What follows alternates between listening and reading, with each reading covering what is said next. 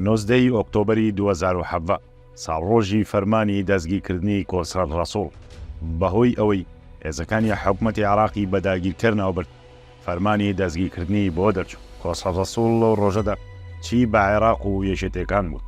ئەمڕۆ پێنجشەممە 19 ئۆکتۆبەری 2023 6 ساڵ بەسەر بڕیاری دادگای لێکۆڵینەوەی ڕەسافەدا تێدەپەڕێت لە بەرامبەر لێدوان و هەڵوێستەکانی لە دوای ڕووداوەکانی 16 ئۆکتۆبەر و بەرگریکردن لە کەرکووک و خاچی پیرۆزی کوردستان لە دوای ڕووداوەکانی 16 لەشکرکێشی هێزەکانی حکوومەتی فیدراڵی عێراق بۆ کەرکووک و ناوچە کێشە لە سەرەکان کە لە سەروبەندی شەڕی داعشدا کەوتبوونە دەست هێزی پێشمەرگە. کۆسڕە ڕەسوڵ هێزەکانی عێراقی لە پارێزگای کەرکووک بە هێزی داگیرکەر ناوبردوو. ئەمەش وەک هەڵوێستێکی گرنگ و مێژووی خرایە سەرکۆی شانازیەکانی دیکەی ئەو سەرکردەیە. لە 16 ئۆکتۆبەر کۆسڕە ڕەسوڵ بەتەنها لەگەڵ هێزەکەی لە کەرکووک مایەوە و دژی حەشدی شەعبی و هێزەکانی عێراق و ئێران شەڕی کرد و بەرگری لە خاچی کەرکووک کرد. دواتر و لە بەیاننامەیەکدا سوپای عێراق بە داگیرکەر وەسف کرد، بەڵام فەرمانەکەی حەیدەر عەبادی سەرۆکوەزیرانی ئەو کاتی عێراق فەرمانەکانی پێشووتر لەلایەن سەددامەوە بۆ دەستگیرکردنی کۆسڕە ڕەسوڵ دەرکرا بوو.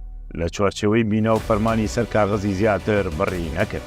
ئەمە لە کاتێکدا بوو کە سەرکردەی عێراقیەکان باش لە هەڵوێستەکانی کۆسڕە ڕەسوڵ گەیشتبوون و لە بەشێکی فەرمانی لەشکرکێشەکەی هێزەکانی عێراق حەیدەر عەبادی بۆ فەرماندە سەربازەکانی نووسی بوو ئاگادار بن کۆسڕە ڕەسوڵ بەرگری لە کەرکووک دەکات و ناکشێتەوە.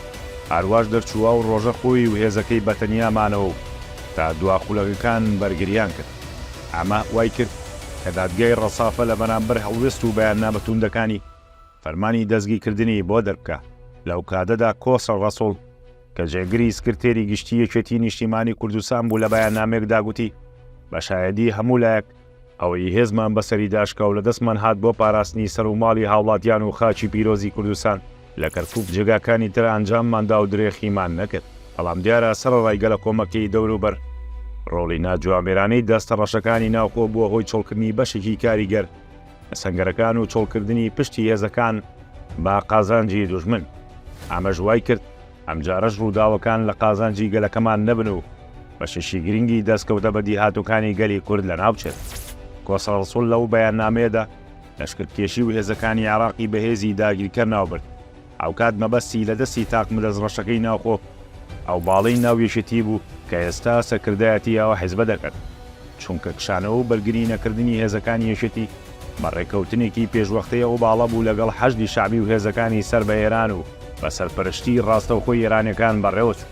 کۆسڕە ڕەسوڵ ئەو سەرکردە سیاسیە بوو کە لە شاخەوە بەهۆی نەبەردی و قارەمانەتی لە داسانەکان و لێدانی گورزی کوشندا لە ڕژێمی بەعەس فەرمانی دەستگیرکردن و لە سێدارەدانی بۆ دەرچوو. بەڵام هەموو ئەوانەی بڕیاری لە سێدارەدانیان بۆ دەرکرد بوو کەوتن و ڕووخان. ئەوەی وەک شاخ و کێوە بەرزەکانی کوردستان هەر بە پێوە مایەوە مێژوو سەروەرەکانی پڕشنگدارتر بوون. کۆسڕە ڕەسوڵ عالی بوو. دوجار هەمومان بینیمان لەبریەوەی دەستگیری بکەن لە کاتی دانانی سەرۆکۆماری پێشووی عێراق نێو چەوانیان ماچ کرد.